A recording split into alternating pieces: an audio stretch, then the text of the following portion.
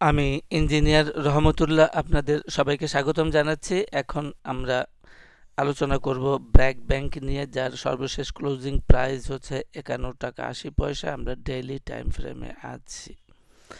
তো মূলত আমরা দেখি যে এখানে একটা টপ করেছে সেপ্টেম্বর মাসের শুরুতেই 2024 সালে। এরপর থেকে মার্কেট প্রাইস ব্র্যাক ব্যাংকের কারেকশনে ছিল হালনাগাদ। এরপরে মিড অক্টোবর থেকে আপ ট্রেন্ডে আছে, কিন্তু আপ ট্রেন্ডে তেমন একটা শক্তি আমরা লক্ষ্য করি নাই। গত ট্রেডিং ডেতে পারফরমেন্সটা ভালো ছিল এবং একটা রেজিস্ট্যান্স লেভেলে আছে। আশা করি যে এই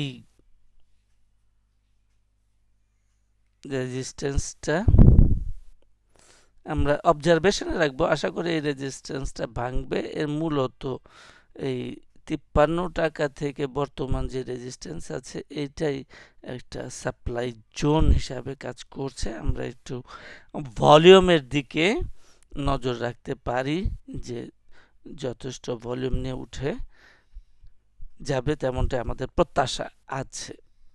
আর মূলত এখনো পর্যন্ত এই যে ব্ল্যাক যে কারেক্টিভ চ্যানেল আছে, এই চ্যানেল না ভাঙা পর্যন্ত তেমন উল্লেখযোগ্য অগ্রগতি হবে না। এই আপট্রেন্ডে আছে, আপট্রেন্ডে বলবৎ থাকারও সম্ভাবনা বেশি আছে এবং এই চ্যানেলের ভিতরেই থাকবে এবং সেটা অ্যাপ্রক্সিমেটলি 58 টাকা দিকে। আমরা এটা সেকেন্ডারি চ্যানেলের ভিতরে থেকে এটা সেকেন্ডারি একটা টার্গেট 58 টাকা হতে পারে। তাহলে আমাদের প্রাইমারি টার্গেট হচ্ছে ইমিডিয়েট যে টপটা আছে 53 টাকা অ্যাপ্রক্সিমেটলি, এবং সেকেন্ডারি টার্গেটটা হচ্ছে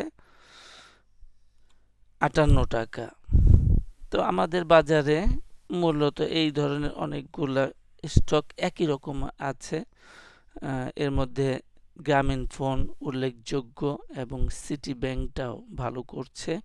সিটি ব্যাংকটাও একটা উল্লেখযোগ্য আছে। তো এই রকম প্যাটার্নের আমরা স্টকগুলাকে চ্যানেল এর মাধ্যমে প্রাইস অ্যাকশনটাকে ভালো করে রপ্ত করতে পারি। তো এটা ট্রেডিং করা যেতে পারে এবং ভলিউমের দিকে আমাদের একটু নজর রাখতে হবে। তো আজকে এই পর্যন্তই। সাথে থাকার জন্য সবাইকে ধন্যবাদ।